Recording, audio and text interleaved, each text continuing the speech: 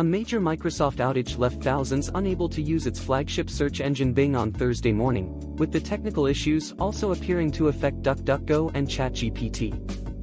Users took to Down Detector to report the issues, with most in London but with outages seen across the UK.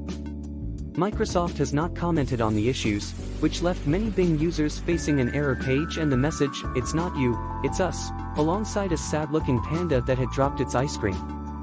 With DuckDuckGo and ChatGPT affected, it seems the problems have spread to its application programming interface.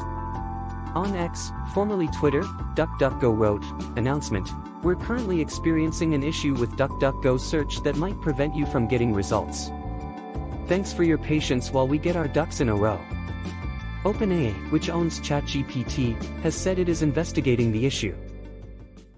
TikTok is ramping up its efforts to automatically label AI-generated content in its app, even when it was created with third-party tools. The company announced plans to support content credentials, a kind of digital watermark that indicates the use of generative AI. TikTok's rules already require creators to disclose realistic AI-generated content. But that policy can be difficult for the company to enforce, particularly when creators use other companies' AI tools. But because content credentials are increasingly used across the AI industry, TikTok's new automated labels should be able to address some of those gaps. TikTok says it will be the first video platform to support content credentials, though it will take some time before these labels become commonplace since many companies are only just beginning to support the technology. Google, Microsoft, OpenAI, and Adobe have all pledged to support content credentials.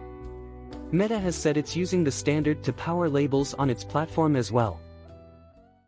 Just days after Apple's OLED iPad Pro went on sale, Microsoft is bringing the same core display technology to its new Surface Pro. For the first time, Microsoft's tablet will be capable of producing perfect blacks along with all the other benefits to contrast ratio, response time, and more that come with the move to OLED. The new panel also supports HDR output, the company said at its event. The LCDs on previous Surface Pros were already impressive in terms of color accuracy and sharpness, but Microsoft always stuck to traditional backlighting, which limited just how deep the blacks could go. Now, with per-pixel control, the Surface Pro 10 can make movies and photos appear much more punchy and vivid. Microsoft didn't mention any peak brightness figures for the OLED Surface Pro. In the case of the iPad Pro, Apple is using a unique tandem OLED structure that allows for peak SDR brightness of 1000 nits and HDR brightness that tops out at 1600 nits. Windows 11 version 24H2 is now much closer to its public release.